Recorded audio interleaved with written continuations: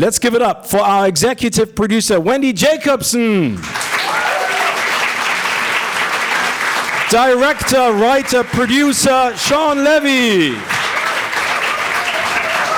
And our cast, the wonderful Emma Corrin. I guess. The one and only Wolverine, Hugh Jackman. And producer, writer, and Deadpool himself, Reynolds. Come on. All right. Cyclops in the front row. I like this here. You may be wondering why we've in the called house. you here. Thank you so much for coming to Berlin. This is an exciting day. And to be honest, Shawn, Hugh, and Ryan, I'm a little frustrated because after what I saw what you guys did at the press conference in South Korea, I was expecting blue, yellow, and red lederhosen today. Yeah, Yes. blew it. We blew it. You didn't do it. We have failed you, Germany. Exactly. But tomorrow is a chance. And I know there's 24 shopping in Berlin, so you might get the chance to get lederhosen. Let's start with you, Wendy. This is a very exciting project, and this has been probably the most anticipated movie in the past couple of decades. And there's a huge secrecy surrounding the plot. How do you keep something like this secret once it has gotten out that this movie is going to be done? Well, I think Marvel has a ton of experience with trying to keep their secrets safe, and something they've learned over 30 plus movies. And we have a lot of protocols in place and an amazing team in general, and a lot of steps that people might find annoying in terms of getting script pages and collecting them and stuff like that, but we really rely on our team heavily for that. So. But to be clear, we all live in constant terror that we are going to open our mouth and let something slip. So I'm experiencing that terror here today. I almost did it yesterday. I know. Just casually sitting next to Jackman there. Yeah, it's all And it Jackman's just about put something huge one just about popped out of my mouth. But you get jet lagged, or our reserves are low, and you get a little weak, and So take advantage of us today. yeah. Emma, you seem to be very relaxed about the whole secrecy thing. Is it as difficult for you as it is for everyone else? I think more so, because this lot have experience with it. Like, if something gets out, all eyes on this guy, I think. But yeah, it's a lot of pressure, I think. I constantly feel like there are these, lasers from the spy films on me, and if I say anything, breathe, or even have the thought, I'm going to be, taken away somewhere. Shawn, this is the third movie in a row that you are doing with Ryan. Did he prepare you in any way to what to expect doing a Marvel movie? I mean, you've done great movies, but is this something completely different, a different animal? In fact, the first time he asked me to do this with him, he warned me. He said, this is not like a regular movie. You make every scene great, and then you have to keep going and make it even better. And it will own your soul and your imagination and your time and your energies, but it's also going to be worth it. And that's exactly how it all happened. Hugh and Ryan, I think we're all very happy and grateful that you finally got the act together and are in a movie together. We finally got our personal life act together. Yes. Everything. Yes, It's good. definitely. Yes. You two are great friends, and we see the banter that you guys have on social media. How much did your friendship actually influence the scenes that you had together, improvising some of the dialogues and maybe acting together? I mean, was it difficult to keep it up, or was it even more fun because you finally got to turn into those characters? I don't know that would be applicable broadly to the improv aspect, but I think some of the in the writing, some of the pieces that at least I'm most proud of are the more emotional beats that you have not been privy to in the footage that you've seen just yet, but where it's a real fine line in those scenes, whether or not it's Deadpool talking to Wolverine or Wolverine talking to Deadpool or Ryan talking to Hugh or vice versa, Hugh talking to me. I've waited a long time to do this with him, and the thought that it would live up to the standard or the idea that was set in my mind was, sort of inconceivable, but then somehow this surpassed it in so many different ways and colors than I I think I ever could have imagined. So I just sort of left the whole process kind of immensely grateful and we locked the movie a week and a half ago, and he and I were deeply depressed. I mean, usually at the end of a movie, there's just a Ryan-sized hole in the wall, and I'm gone and on my way home. But on this one, you just never wanted it to end. I never wanted to stop making it. Yeah. I had the time of my life on this movie. I had to pinch myself every single day, working with two of my best friends in the world, and of course with Emma, who's just incredibly talented, and even promoting the movie. It honestly feels like cheating. It's just really crazy that we got to do that every day. I laughed till I cried every day, and when you're right, this movie in many ways is about friendship at its core. And so to be working on screen and off screen with two of your great friends it's a joy. It's the icing on the cake. Great to hear that. Questions from the floor. The gentleman right here, and then we move up. Hier vorne direkt. Einmal vorstellen, bitte. Yeah, my name is Mark Harapetian. I'm publisher and founder of the film and music magazine Spirit, A Smile in the Storm since my 16th living year. So it was a lot of fun to watch the footage, and it's great to have you guys here, Ryan and Hugh, because Hugh, I think last time we met it was at Les Miserables, and Ryan for Deadpool 2. So the two characters, Deadpool and Wolverine, they have a lot of differences, but can you talk about the similarities between them of the characters on set and also beside? Thank you. Me to start? Okay. I think they have a tremendous amount of similarities. In fact, I think that's what sort of draws them together. It's, I think movies like this at their core, they transcend, world stakes and those kinds of things, and are really fundamentally about wish fulfillment, from a character perspective. And I've always believed that character is more important than spectacle. And, when you can combine them in the right way, you get something pretty special. So you have a character like Deadpool or Wade Wilson, who is in, sort of a terminal shame spiral, in life, and how his maladaptive coping mechanism for dealing with that is humor. I mean, he kind of, self-deprecating, any brand of humor, really. That's his way of dealing with this kind of shame that he lives in. And Wolverine, too. Wolverine is trapped in this kind of sort of perpetual state of shame and regret, and it's sort of weirdly like centrifugal, like it keeps happening with Wolverine, because the thing that he's most ashamed of is his violent nature, and his violent nature is his coping mechanism for his shame. So you have these two guys who are coming together. Sometimes they feel like magnets when they stick together, and sometimes they feel like magnets when you turn them the other way and they bounce off of each other. So they each have something to learn from one another, and the journey they're on is, I think, one more of integration together than it is so much just specifically friendship.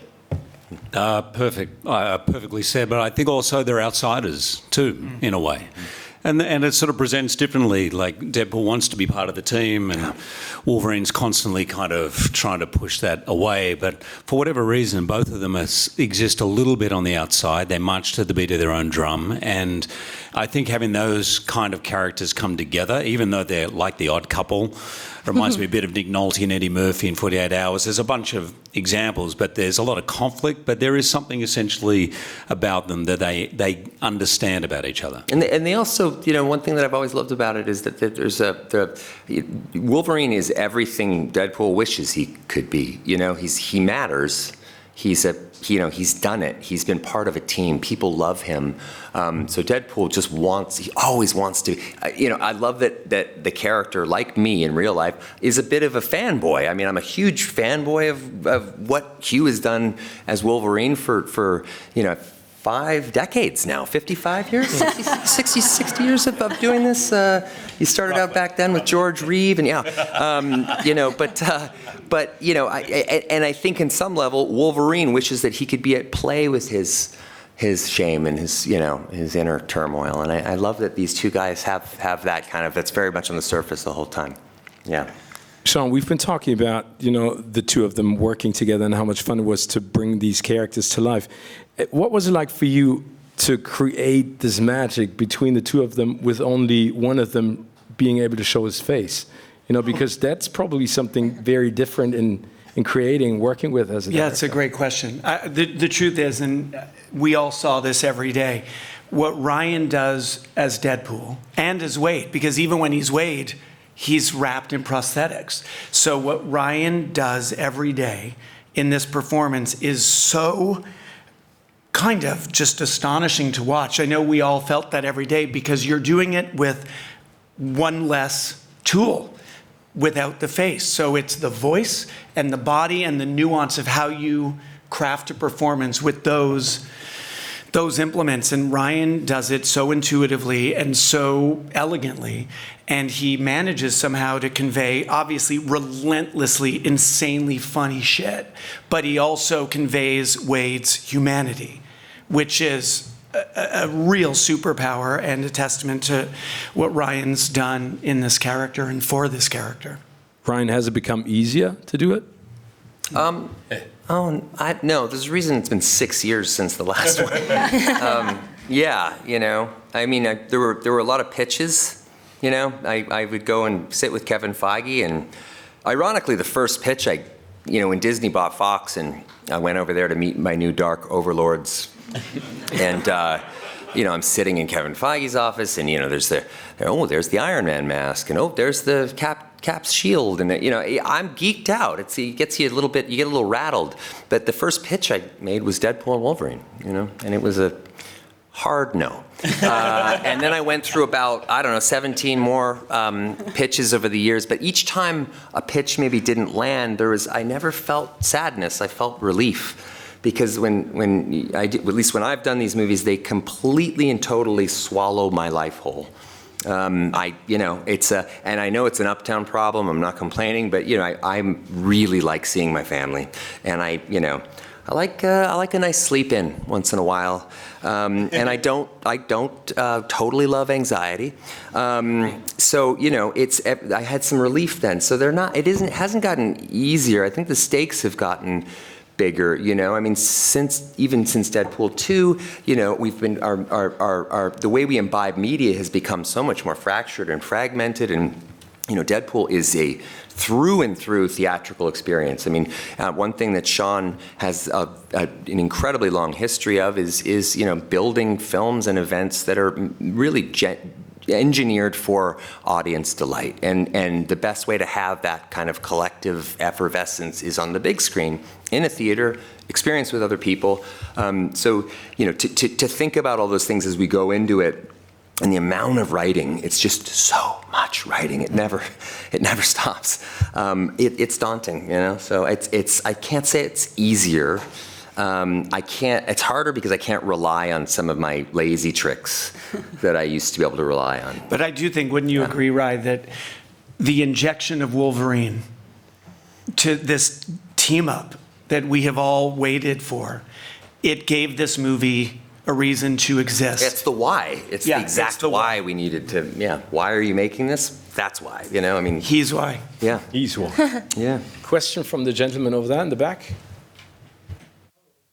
Hi. Can you hear me? Yeah. Oh, yeah. Oh, you can hear me. I'm Marcus Tudor from BSEP Berlin. The last movies of the Marvel Cinematic Universe were not as successful as we used to be. So do you feel a kind of pressure now that Deadpool and Wolverine will rescue Disney? Emma?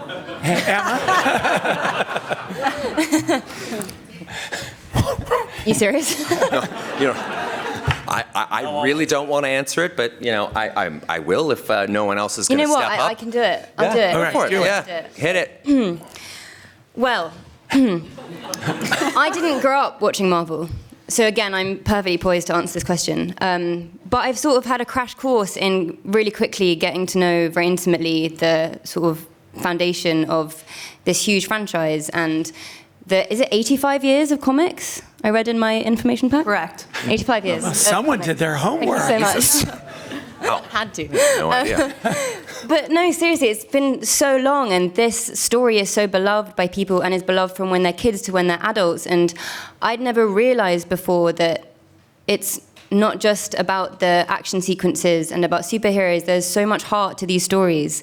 And I think this one, more than any of them, it's a huge statement, but it's about friendship and it's about redemption and it's about being seen by people when you feel misunderstood or too ashamed to come to terms with yourself or things that you've done in your past. And I think that that's something people can relate to throughout their lives. Well, probably, fucking wow. Wow.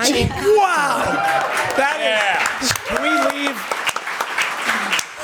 I think we're done here. Yeah. That was by far the best answer of the press tour so far. Wow. My answer was going to be, right? But that was, Thank you, Emma. There's another question coming from the gentleman right here in the third row with the red T-shirt, and then we move him backwards. Hello, it's Philip from Movie Start. I'm also astonished by the 30 minutes I saw. I hope I can see the full movie later. Very soon. Very soon. So we know Marvel changed the classic filmmaking to this kind of modern, mainstream, big entertainment industry. Then Deadpool did the next step. It introduced self-referential humor, and so especially to Mr. Reynolds and Mr. Levy, what does film mean to you, and how do you see filmmaking at this point?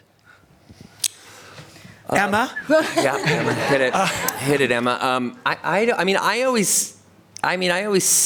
We all see it differently. I mean, that's a very broad question. I mean, I look at things sometimes through the lens of acknowledging and playing with a cultural landscape. I think movies have always been very good at, doing just that. These movies I mentioned earlier, to me, are always a little bit about wish fulfillment. So as far as I'm concerned, at least when I'm writing and producing a movie like this, I'm really kind of mining all of those movies that I grew up watching that, left me feeling like there was real magic out there. And then as I've grown older, I've really found respite in old films. I've been all I watch at home is Turner Classic Movies, and it's just on 24 hours a day, and I learned, so it's my film school. But I think, ultimately, all of these particular films also have to play with tension, in different ways. There's sexual tension. There's just the tension of expectation. Exactly. Right. I mean, that's where I have to give you credit. And you rightfully point out, you have this genre that Ryan with Deadpool redefined. And now we see it imitated in so many places, but that's what he did. He created something that was audacious and subversive. And so my answer to that question is, cinema is about connection with audience. Deadpool and what Ryan did with this character connects with the audience in a different way. It's a character who's commenting on the form while he is in the content. And that is an audacious idea. And it's instinctive for Ryan, but it was and is groundbreaking. And so what we've tried to do with Deadpool and Wolverine is to embrace all of that self-referential meta textuality and comedy, but to also embrace old-fashioned, traditional, classic cinema, which is a character's journey and two characters, in this case, who are foisted together. And that's a recipe for conflict and comedy, but ultimately, as Emma said, the possibility of redemption through that connection. And never cynicism, too. I just love that, particularly Shawn and I in our journey together, and the fact that we get to make, I can never get over the fact that we get to make movies together, and this being our third, and each one quite different. The one common denominator with all of them is there's no cynicism. I mean, life's been pretty shitty for a lot of people for the last decade. It hasn't felt great, and I just think joy is a great place to be. Even when this character is in the midst of just absolute self-pity, we never push the cynicism. No, it's always optimistic, and it's ultimately at the end meant just joy. Yeah. Wendy, as you can probably sense and hear and see, is that everyone is very anxious to see the rest of the movie, and they're all very excited. Wendy's about to give us the green light. We're going to go. Exactly. We're going to watch it now. No, but Wendy, there's such a huge fan base when it comes to Deadpool and Wolverine. How important was it for you as the producer of the movie to incorporate sort of suggestions and their opinions about where this story should go and to interact with them? Is that something that is, especially in this world, important for you as a filmmaker and producer? Well, I would say that with Shawn and Ryan leading the charge, I mean, I don't think anyone is more in touch with their audience than Ryan Reynolds, and he is the author and DNA of this character. So we feel immense pressure to deliver to audiences what they want to see. And my hats are off to these guys as filmmakers because they are not precious about anything. If we test the movie and something isn't working, it's gone. All they want to do is make the best movie possible for the fans, and one that these two characters deserve. And it's not only about two characters, but there's a third one that is very important, Emma. It's Cassandra Nova, and I think she's not like the straightforward villain that we normally know, not as blunt as some of the others. What did you want to do, or what do you want the audience to feel when they see your character on the big screen? Cassandra was a really fun one, because I remember one of the first times me and Ryan and Shawn chatted, it was about how we wanted to make Cassandra as unpredictable as possible. So you're really not sure in any one moment whether you're going to love her or hate her. And we sort of wanted to give the audience a bit of an identity crisis with that and constantly question her motivation and what was going to come next. And that's so fun to play as an actor. It's like the biggest treat. And I remember even in the camera test, Shawn, you kept using this thing of like, I want to see a change in the weather. So it's like the sun's out, and then like lightning strikes, you're dead kind of thing. Yeah. So I guess in that way, quite a Deadpool thing, again, of like, you're never quite sure what you're going to get, and keeping your audience completely there with you the whole time, on your toes, which is, fun. But also, there was only ever one choice for that role. Yeah, we've Emma. never actually spoken about that. Yeah. Emma was our first idea. You could have negotiated much harder. No idea. Yeah. That's nice of you to say now. Yeah. I can't wait for audiences, for you guys to see what Emma has done, because Ryan and I, we had a front row seat every day to absolutely having no idea what the weather was going to be at any moment. And it changed from take to take. She's so mercurial, and just, Emma, you did an incredible job. So I can't wait for you to discover it. Also, Em played Cassandra a lot of times like the hero, which I just love that, as if, because there's no villain who just thinks, like, wakes up in the morning and says, I'm just going to be a dick. There's a conviction there. There's a real reason for the behavior, and whatever the reasoning that you found, and whatever the reasoning was written into it as well, was so apparently noble in your mind that you feel it in every moment. It's like a Gene Wilder kind of deluded thing going. It's great. Deluded. Yeah, it's great. Deluded. Yeah, but is that true, Emma? That's what I read, that you based parts of the character on Willy Wonka. Yeah, it was one of the references. I remember, Ryan, the one that you mentioned was Inglourious Bastards. Yes. Of Waltz. And when he plays, I don't know what the character's name is, but... Hans. Landa. Yeah. And that sort of famous scene where he comes to the house and is drinking milk, and you were sort of like, because he's in the uniform and he's so explicitly evil, he can sit down and play nice and fairy godmother, and it's so unnerving because it's not being acknowledged, and it makes it 10 times scarier. And I hadn't really thought about that as a concept before, and I found that so interesting. And when I was doing exploring more of the movement stuff as well, I was looking at Gene Wilder in the way, in that film in particular, and his Willy Wonka, it's so insidious.